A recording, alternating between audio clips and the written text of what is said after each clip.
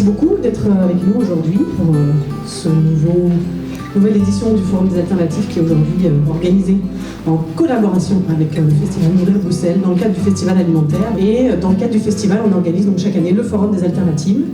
Et donc cette année, on a co-organisé ce débat sur ce thème que vous avez découvert, décoloniser l'alimentation. La première question, c'est comment expliquer qu'une période historiquement datée et officiellement achevée il y a plus de 50 ans, la période coloniale, continue à laisser des traces et à produire des effets aujourd'hui. Et donc je vais simplement, pour une mise en contexte, tenter de rappeler pourquoi cette réflexion sur décoloniser l'alimentation est importante et quel lien cette question présente avec des débats aujourd'hui en cours sur la manière d'opérer la transition dans les systèmes alimentaires. Moi, je suis d'origine congolaise, et donc je me réfère beaucoup à cette histoire coloniale-là. Il faut savoir que pour devenir évolué, c'est-à-dire avoir un statut très officiel, comme quoi on était proche des Blancs, ou mieux évolué que tous les autres Noirs, en fait, eh bien, on devait recevoir un contrôleur à la maison qui vérifiait qu'on était habillé à l'européenne, qu'on mangeait à table, qu'on mangeait avec des fourchettes, des couteaux, etc.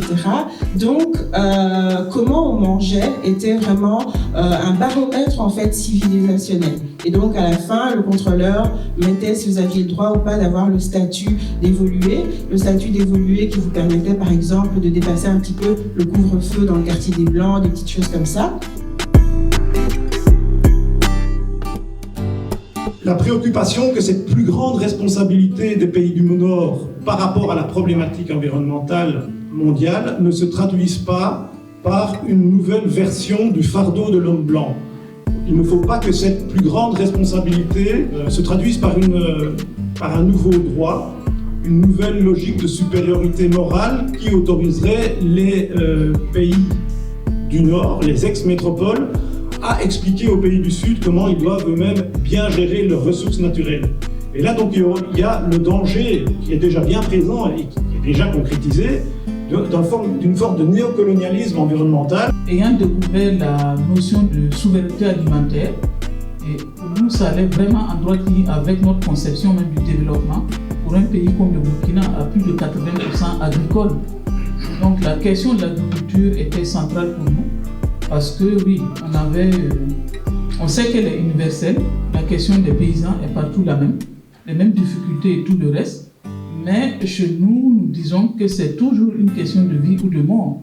Parce que quand vous avez une population active à plus de 80% agricole, la question alimentaire et agricole, pour nous, elle est capitale, elle ne s'inscrit pas de toutes les façons et de la même façon que les autres.